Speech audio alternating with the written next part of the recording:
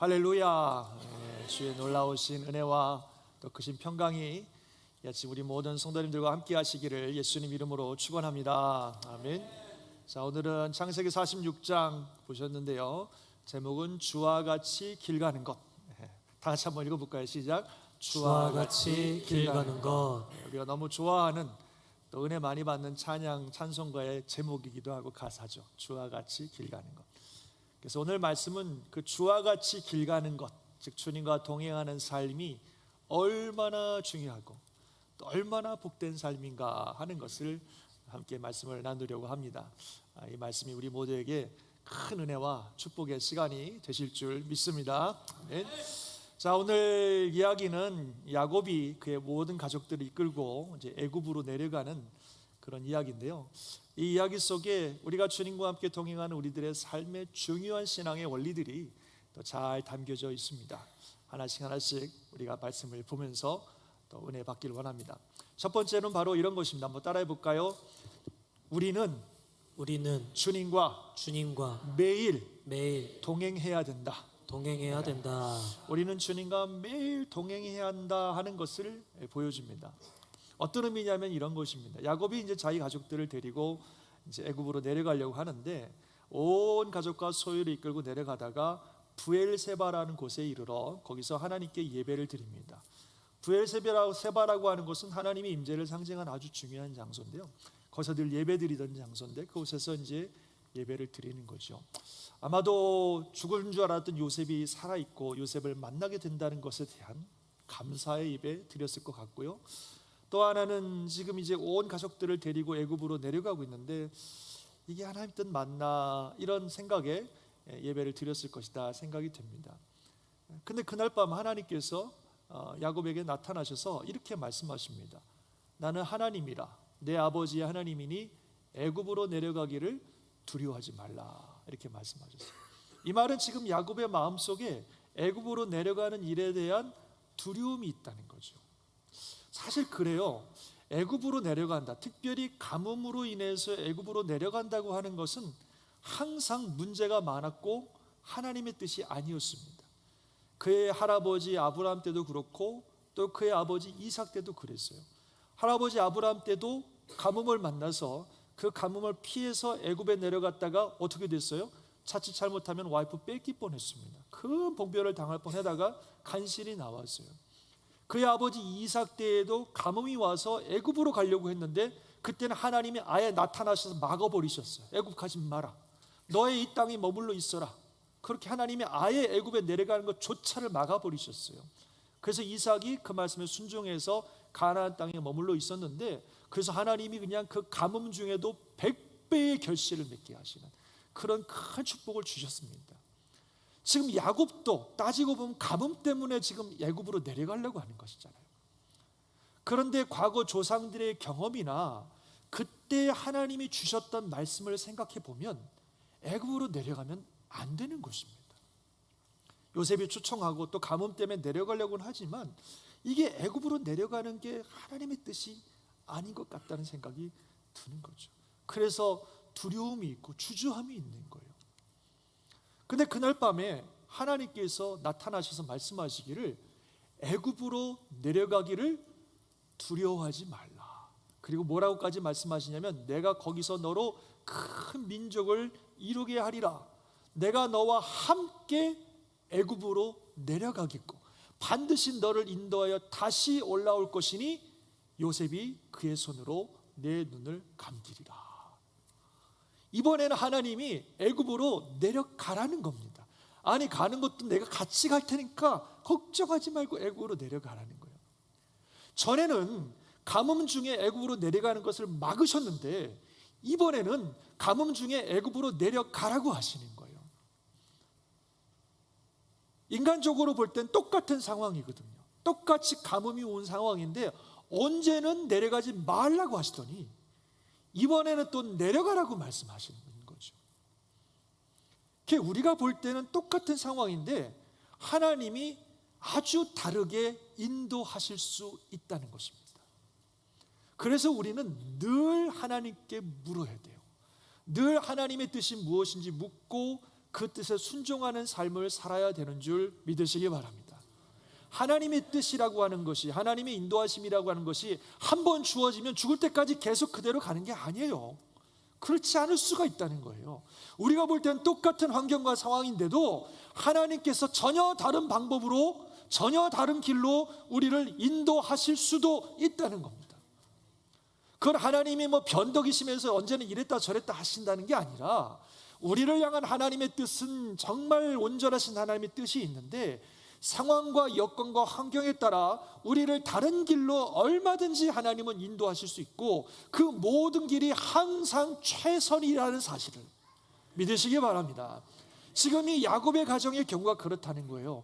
원래 아브라함이나 이삭 때는 이제 처음 가정이 구성되던 그런 시기였습니다. 그래서 그렇게 처음 가정이 구성되던 시기에 가뭄이 왔다고 애굽으로 내려가 버리면 위험해요. 그 애굽의 강력한 힘에 의해서 이 가정이 송두리째 파괴될 수도 있어요. 지금 아브라함이 겪었던 것처럼 아내를 잃어버릴 수도 있고, 그러면 이 가정을 통해서 하나님이 정말 순수한 믿음의 혈통의 가정을 세우시려고 하는 하나님의 뜻이 망가질 수도 있는 거예요.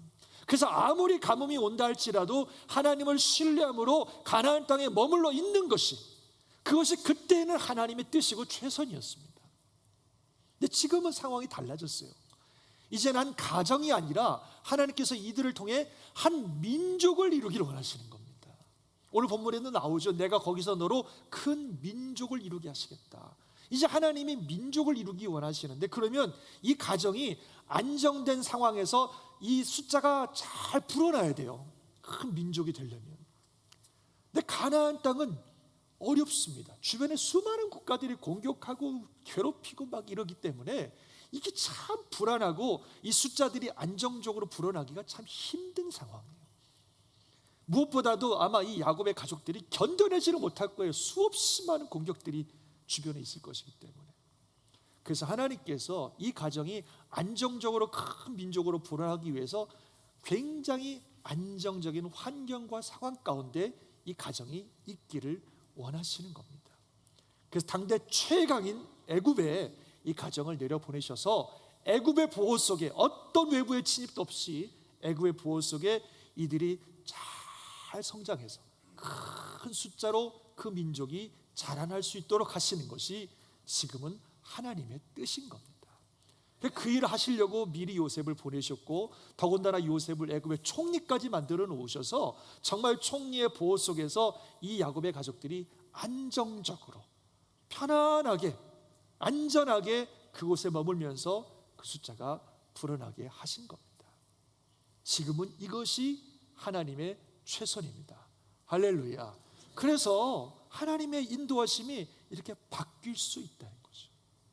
우리가 볼 때는 똑같은 상황인데, 가뭄이라고 하는 똑같은 상황이 왔는데, 언제나 하나님은 여기 떠나면 안 돼 말씀하시고, 또 언제나 하나님은 애굽으로 내려가 이렇게 말씀할 수 있다는 거죠.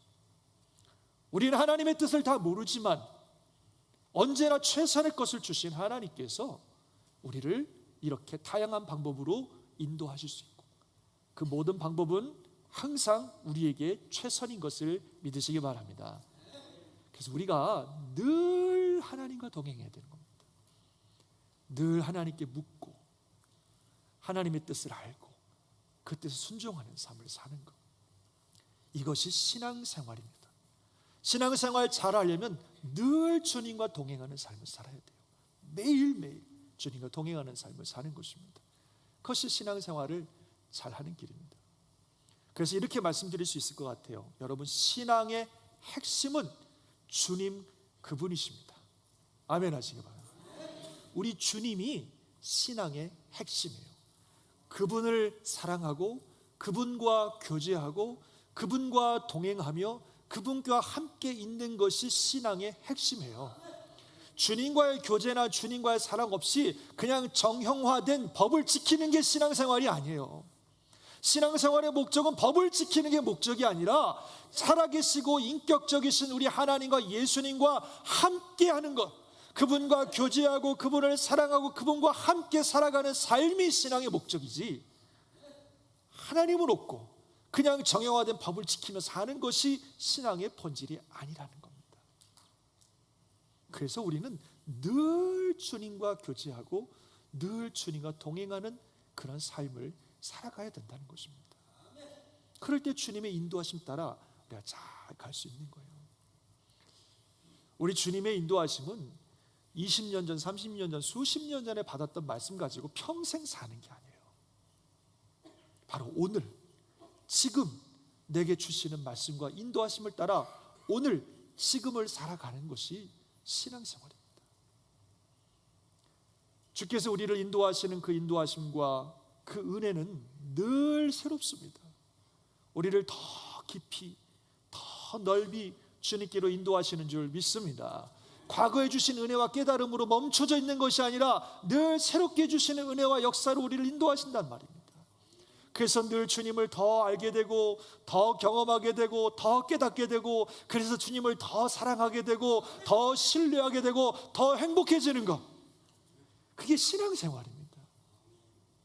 마치 이스라엘 백성들을 광야에서 인도하실 때에 여러분 잘 아시는 것처럼 매일매일 그날 필요한 만나를 먹이셨지 40년 먹일 걸 한꺼번에 주고 이거 가지고 살라 그러지 않으셨어요. 매일매일 그때 주실 양식들을 주시고 그들이 매일매일 하나님 앞에 나가서 그 양식을 먹으면서 광야의 길을 갔을 때 결국 가나안까지 도달한 줄 믿습니다.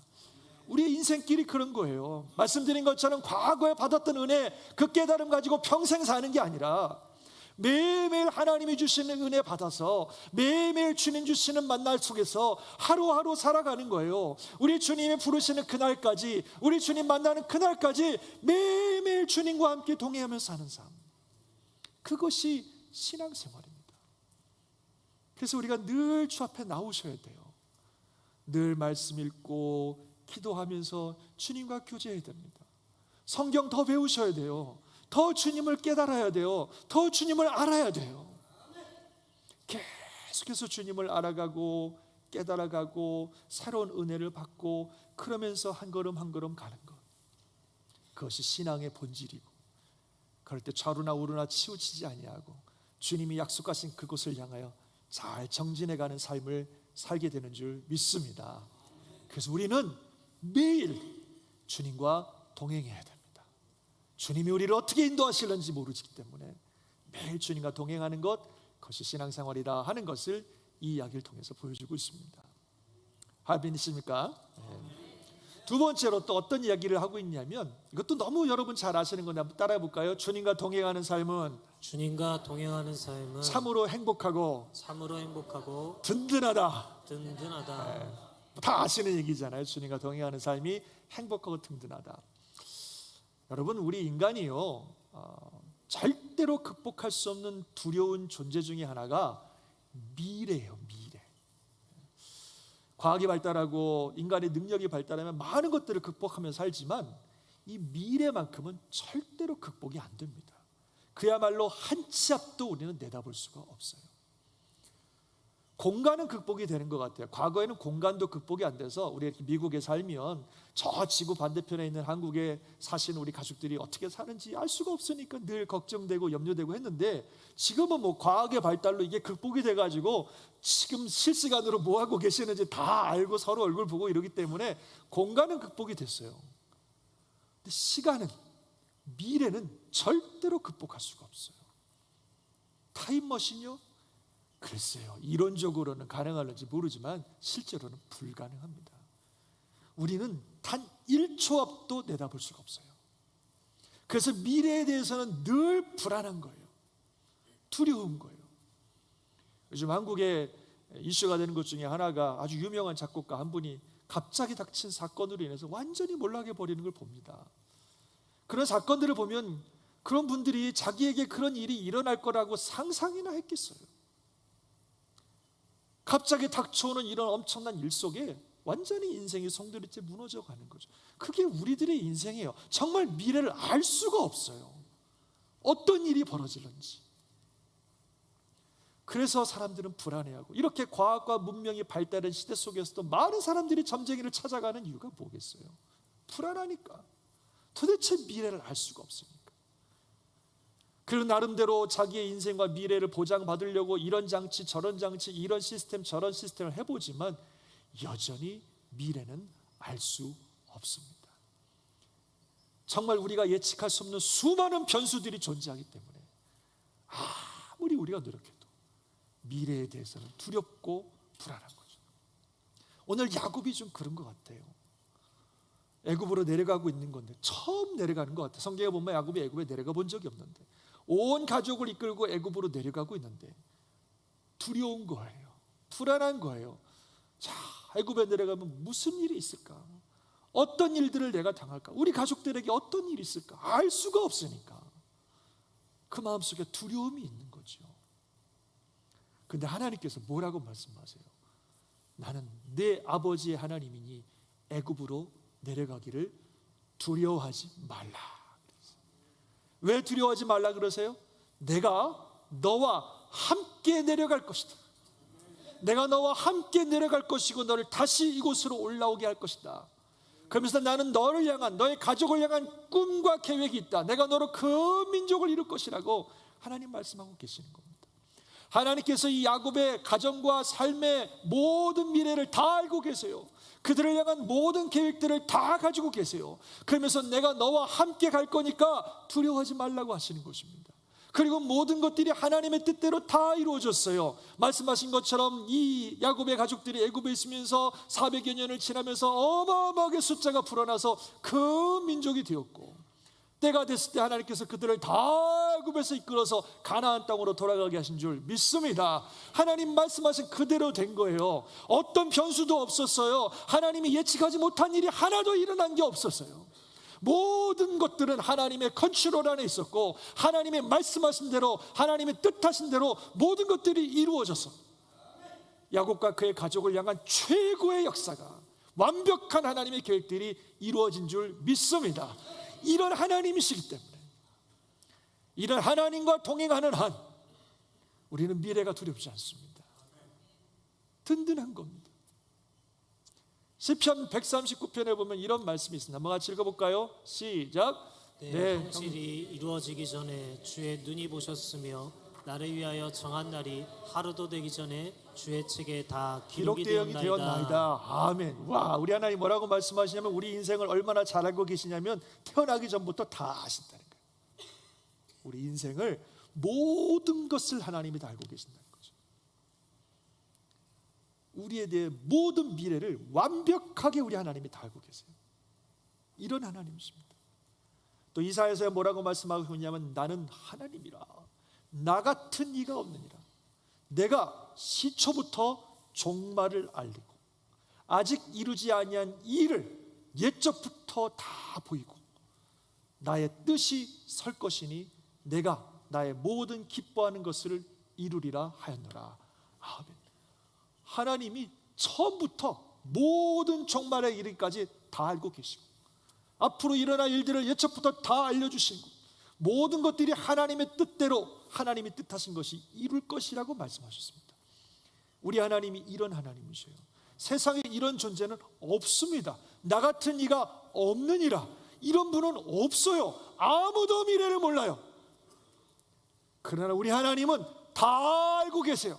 모든 것들을 다 알고 계세요.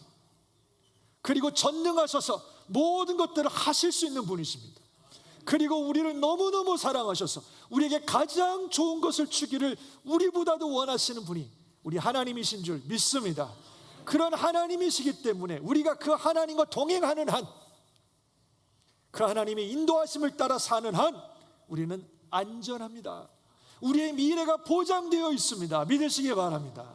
하나님이 다 하신다니까요. 모든 것들을 하시고 어떤 변수도 없어요. 모든 것들을 다 하시고 하나님께서 그 능력으로, 그 사랑으로 우리를 최선의 길로 인도하신다는 겁니다. 그분과 함께한, 동행하는 삶은 행복하고 든든한 것입니다. 그러나 하나님과 동행하지 않는 삶은 불안합니다. 책임 못 져요. 누구도 책임질 수 없습니다. 누가 미래를 알겠어요? 누가 그 모든 것들을 다 준비할 수 있겠습니까? 절대로 우리 인생 책임 못 집니다. 어떤 일이 일어날는지, 어떤 길로 갈는지 아무도 보장할 수 없습니다. 오직 하나님만이 우리의 모든 미래를 아시고 우리의 걸음을 인도하실 것이고, 그래서 하나님과 동행하는 삶은 참으로 행복하고 참으로 든든하고 참으로 안전한 것을 믿으시기 바랍니다. 그래서 우리가 늘 주님과 동행하며 사는 것이 너무너무 중요한 겁니다. 그런 저와 여러분 되시기를 주의 이름으로 축원합니다. 마지막으로 한 가지만 더 말씀드리겠습니다. 한번 따라해 볼까요? 주님과 동행하는 삶은 공동체를 살린다. 공동체를 살린다. 한 가지만 간단하게 말씀드릴게요. 야곱이 주님과 동행하는 삶을 살았기 때문에 그의 온 가족이 다 살았어요. 오늘 본문을 읽다 보면요, 이 야곱과 함께 애굽으로 내려갔던 70명의 사람들의 이름이 다 기록되어 있습니다. 그냥 뭐 야곱과 70명의 가족들이 내려갔더라 그러면 끝날 것 같은데, 그러지 않고 그 사람들의 이름을 일일이 다 기록해 놨어요. 왜 그들의 이름이 다 여기 기록되어 있을까 기도하며 생각해 봤더니 이런 것 같아요. 이분들이 앞으로 이스라엘을 이루어갈 핵심 멤버들인 거죠. 파운데이션, 기초가 되는 겁니다. 그래서 이 70명의 사람들이 내려가서 이들을 통해서 이스라엘이라고 하는 국가가 이루어질 것입니다. 이들이 앞으로 성경 속에서 언급되는 분도 있고 언급 안 되는 분들도 있지만 한 분 한 분이 참 귀한 분들이고 하나님이 사용하신 분들이고 하나님이 축복하신 분들입니다. 그들을 통해서 이스라엘이라고 하는 나라가 앞으로 세워질 것입니다. 그래서 한 사람 한 사람 이름을 거기에 기록해 놓으신 것 같아요. 얼마나 영광스럽습니까? 그렇죠? 얼마나 복 받았어요. 자칫 잘못됐으면 가나안에서 가뭄 때문에 다 굶어 죽을 판인데 하나님의 은혜로 이들이 다 이런 놀라운 복을 받았습니다. 결국은 누구 때문에요? 그 가정을 이끌어가는 리더였던 야곱이 하나님과 동행하는 삶을 살았기 때문에 그의 온 가족이 구원을 받고 온 공동체가 하나님의 은혜 속에 놀라운 일들을 감당했다 하는 것입니다. 저와 여러분이 하나님과 동행하는 삶을 살면 우리에게 속한 우리 공동체가 복을 받습니다. 우리는 어떤 의미에서든지 영혼들을 책임지는 리더들이십니다. 자녀들, 또 가정, 또 삶에 허락하신 영혼들, 그 영혼들을 책임지는 리더들이십니다. 여러분, 우리가 하나님 앞에 서면 하나님이 맡겨주신 영혼들을 어떻게 섬겼는지 하나님이 반드시 물어보십니다. 그 영혼에 대해서 책임져야 돼요. 그 생명에 대해서 책임져야 됩니다. 주께서 맡기신 영혼들을 반드시 살려내고 그들을 생명과 진리의 길로 인도해야 될 사명이 있어요. 근데 우리가 그걸 어떻게 하겠어요? 무슨 능력으로? 이런 말씀 드리면 어떤 분들 혹시 저는 그런 사람 없어요. 저는 뭐 책임질 영혼 없습니다. 저는 뭐 괜찮습니다. 뭐 이렇게 생각하시는 분이 혹시 있는지 모르겠습니다만 죄송합니다만 혹시 지금 그런 생각하셨다면 회개하셔야 돼요. 회개하셔야 돼요. 주님이 베드로에게 뭐라고 말씀하셨어요? 베드로가 주님 사랑한다 그랬더니 네가 나를 사랑하면 내 어린 양을 먹여라. 내 양을 치라. 내 양을 먹여라 말씀하셨어요. 주님을 사랑하신다면, 주님의 사랑에 감사한다면 반드시 영혼을 돌봐야 됩니다. 그게 우리 사명이고 책임이에요. 하나님께서는 저와 여러분들에게, 모든 분들에게 가정이든 교회든 삶의 터전이든 돌봐야 될 영혼을 주셨어요. 우리가 안 봐서 그렇지. 그 영혼들을 위해서 기도하고 그 영혼들을 살리고 그들을 생명과 진리의 길로 인도해야 될 책임이 있다는 겁니다. 하나님 앞에 서면 반드시 그 부분에 대해서 물으실 거예요. 근데 그걸 어떻게 하냐고요, 우리가. 무슨 능력으로. 저도 이 귀한 잔스크리 한인교회 담임 목사로 있으면서 늘 부담이 그거예요. 주여, 제가 어떻게 이 많은 귀한 분들을 제가 생명과 진리의 길로 인도합니까? 무슨 능력으로? 방법은 우리가 늘 주님과 동행하는 것입니다. 하나님의 인도하심을 잘 알아서 그 인도하심 따라 가는 겁니다. 그러면 우리를 통해서 하나님께서 허락하신 영혼들을 살리시고 그들을 축복하시고 그들을 사용하시고 역사하신 줄 믿습니다. 성경의 그 대표적인 사람이 가장 위대한 지도자라고 꼽을 수 있는 모세입니다. 하나님이 모세에게 200만 명이나 되는 사람을 맡기셨어요. 더군다나 그것도 아무것도 없는 광야를 40년 동안 이끌어가라고 맡기셨어요. 어떻게 이게 가능합니까? 근데 모세가 그 일들을 잘 감당해서 그 사람들을 가나안까지 잘 인도하는 정말 위대한 지도자가 됐어요. 근데 모세가 그 사명 감당했던 것들을 가만히 보면 다른 게 없더라고요. 하나님과 밀접한 관계 속에서 늘 주님과 동행하는 거였어요. 하나님이 가라 그러면 가고, 멈춰라 그러면 멈추고, 이리로 가라 그러면 이리로 가고, 저리로 가라 그러면 저리로 가고, 이 말해라 그러면 이 말하고, 저 말해라 그러면 저 말하고. 감당할 수 없는 상황 만나면 하나님 앞에 엎드려 기도하고. 어떻게 하면 좋겠습니까? 그게 다예요. 그게 다예요. 모세가 얼마나 하나님과 밀접한 관계였냐면, 하나님이 모세는 내가 친구를 대면하는 것처럼 얼굴과 얼굴을 맞대보고 얘기하는 사이야, 너희가 건드리면 안 돼, 이렇게 얘기하실 정도로 얼마나 하나님과 친밀한 교제 속에 살았는지 몰라요. 그것이 그 많은 공동체를 살릴 수 있었던 비결이었습니다. 하나님과 늘 동행하면서 가는 것. 저와 여러분도 마찬가지입니다. 우리가 어떻게 영혼을 살려요? 우리 자녀들의 인생을 어떻게 책임집니까? 우리에게 맡겨주신 영혼들을 어떻게 책임집니까? 무슨 수로 그들을 살려내고 구원해낼 수 있겠고, 어떻게 우리가 그들의 인생을 생명과 진리로 인도할 수 있겠어요? 방법은 하나밖에 없습니다. 우리가 철저히 주님과 동행하면서 사는 것입니다. 철저히 주님과 동행하며, 매일매일 주님과 동행하며 그 뜻에 순종하면서 사는 것입니다. 그럼 하나님께서 우리를 통해서 우리에게 맡기신 영혼들을 살리시고 축복하시고 사용하시고 역사하시는 것을 믿으시기 바랍니다. 이게 우리 사명이에요. 이게 우리 책임이에요. 그리고 하나님 앞에 섰을 때 우리의 영광이고 영원한 상급이 되는 것을 믿으시기 바랍니다. 그래서 저와 여러분이 늘 하나님과 동행하며 살면 우리 허락하신 공동체가 삽니다. 그들이 복을 받습니다. 그것이 우리에게 주신 놀라운 축복인 줄 믿습니다. 주님과 동행하는 거 너무 행복한 겁니다. 이따 찬양하겠지만 오늘 제목처럼, 여러분 좋아하는 찬양처럼 주와 같이 길 가는 것 무슨 일이에요? 즐거운 일 아닌가? 아멘. 즐거운 일이에요. 행복한 일이에요. 너무나 감사한 일이에요.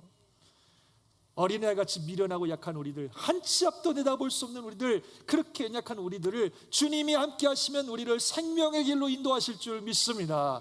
때로는 그것이 꽃이 피는 들판일 수도 있고, 때로는 험한 골짜기일 수도 있겠지만, 주님과 함께 가는 길은 행복하고 보장되어 있는 축복과 생명의 길입니다.